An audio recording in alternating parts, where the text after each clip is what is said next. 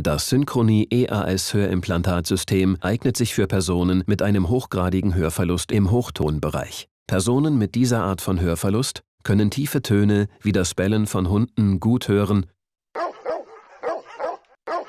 jedoch haben sie Schwierigkeiten, hohe Töne zu hören, wie zum Beispiel das Zwitschern von Vögeln.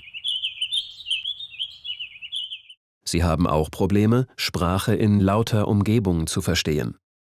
Das Synchronie elektrisch-akustische Stimulationssystem kombiniert elektrische Stimulation durch ein Cochlea-Implantat mit der akustischen Verstärkung durch ein Hörgerät. Durch das Hörgerät kann der EAS-Träger weiterhin von seinem Restgehör profitieren und gleichzeitig hebt das Cochlea-Implantat den Hörverlust im Hochtonbereich auf, wodurch ein möglichst natürliches Hören erreicht wird. Das Synchronie EAS-System besteht aus dem hinter dem Ohr getragenen Sonnet EAS-Audioprozessor, einem Ohrpassstück, das direkt in der Ohrmuschel getragen wird, und dem Synchronie-Implantat, das chirurgisch unter der Haut platziert wird.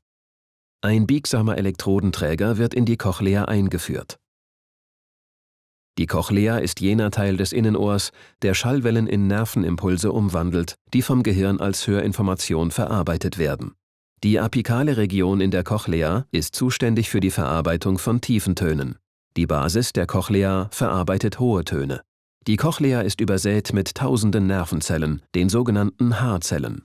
Schallwellen stimulieren die Haarzellen und werden dann als Nervenimpuls an den Hörnerv und somit ans Gehirn weitergeleitet. Bei Personen mit einem Innenohrhörverlust im Hochtonbereich sind viele dieser Haarzellen in der Cochlea beschädigt. Dadurch werden keine Nervenimpulse mehr generiert. Das EAS-System umgeht diese beschädigten Haarzellen. Schall wird durch die akustische Verstärkung und die elektrische Stimulation direkt an den Hörnerv übermittelt. Der Sonnet-Audioprozessor empfängt also Klänge aus der Umgebung und verarbeitet diese über 2 Mikrofone. Die empfangenen Schallwellen werden in 2 Gruppen eingeteilt: in tiefe Töne, die akustisch verstärkt werden, und in hohe Töne, die elektrisch übertragen werden. Tiefe Töne werden durch den Audioprozessor digital verstärkt und über das Ohrpassstück in den Gehörgang geleitet.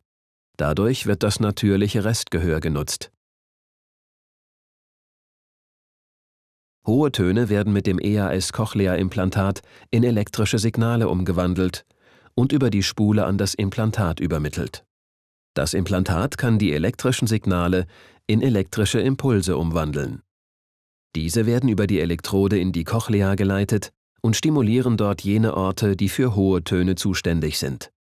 Die natürliche Stimulation über die Haarzellen wird künstlich erzeugt, wodurch die Schallinformation direkt an den Hörnerv weitergeleitet wird. Der Hörnerv erhält gleichzeitig sowohl die akustisch verstärkte als auch die elektrisch übertragene Klanginformation. Beide Informationen werden dann vom Hörnerv an das Gehirn weitergeleitet. Das Gehirn verarbeitet die Signale und der CI-Träger nimmt die Schallinformation bewusst als Gehörtes wahr.